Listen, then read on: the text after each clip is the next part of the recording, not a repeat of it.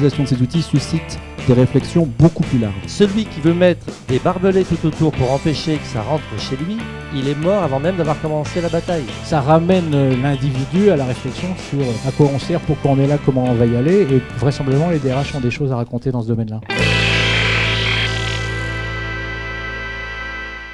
Les technologies de l'information, de la communication, où finalement on regroupe les téléphones, les ordinateurs portables, les réseaux filières, les réseaux sociaux, les web 2.0, etc., sont en fait des éléments qui bouleversent peu à peu les pratiques et les modes de fonctionnement internes des organisations. Il y a à la fois des opportunités, comme d'habitude, à l'introduction de nouvelles technologies, et puis sans doute des menaces. La grosse contrainte de l'affaire, c'est j'ai du temps, d'accord, mais j'en fais quoi ?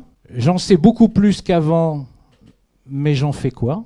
Et je peux aller effectivement partout, mais je vais où? Moi, ça me semble être ça, la première balance entre les bénéfices apparents du numérique et puis les contraintes nouvelles que ça fait naître.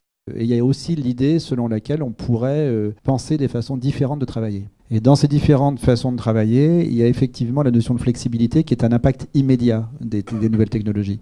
On vient sur une notion de confiance aussi, qui est la délégation, qui est la fixation de ses objectifs et un management par objectif qui n'est plus un management contrôlant, qui est un management qui responsabilise la réalisation d'un objectif commun ou individuel dans lequel la personne a sa capacité à s'organiser dans ses priorités, dans son lieu de travail, etc. Un de leurs amis leur demande « Mais toi, tu travailles à la Française des Jeux, et alors c'est comment la Française des Jeux ?» Et la personne répond. Et puis un autre répond. Et puis de toute façon, ça existe.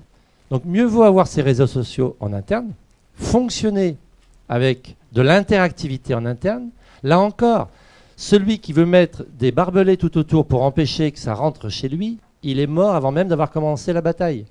Donc il faut développer des communautés dans des intranets communautaires avec des intranets. Ces instruments-là sont une partie de liberté supplémentaire qui font sauter un peu les frontières de l'entreprise et le périmètre classique de l'entreprise, et en même temps qui peuvent avoir et jouer très fortement sur sa réputation, ou en bien ou en mal d'ailleurs. Ce qui motive au quotidien, c'est la qualité de la relation humaine entretenue, c'est des règles de vie en collectivité acceptées, reconnues. Parce que l'entreprise hyper moderne qui utilise tous ces outils, qui a la page, qui a des écrans partagés, mais dont vous savez que dès qu'il y a un pet de travers, on se fait virer. Et de toute façon, pour avoir une promo, il faut être proche du pouvoir. Et de toute façon, si tu fais partie de tel réseau, tu n'iras pas plus loin.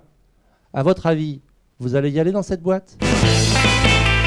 On a beaucoup parlé en fait ce soir de confiance, de permettre aux personnes de se réaliser dans leur travail, d'adapter l'organisation du travail, la gestion du temps de travail.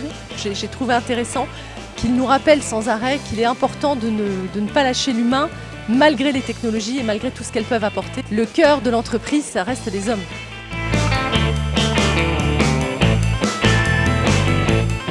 Chaque représentant de famille va indiquer le nom de sa famille et le slogan « Agissons dès aujourd'hui pour demain ».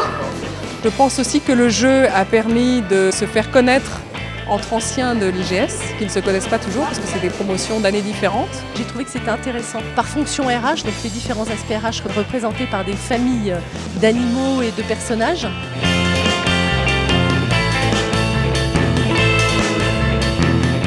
J'ai trouvé très intéressant aussi de retrouver des anciens d'autres promos. Je pense que c'est une vraie chance d'avoir un réseau d'anciens solidaire et connecté pour que effectivement on puisse favoriser les contacts en entreprise, les contacts avec l'école également. Et c'est aussi l'entraide puisqu'on la préconise.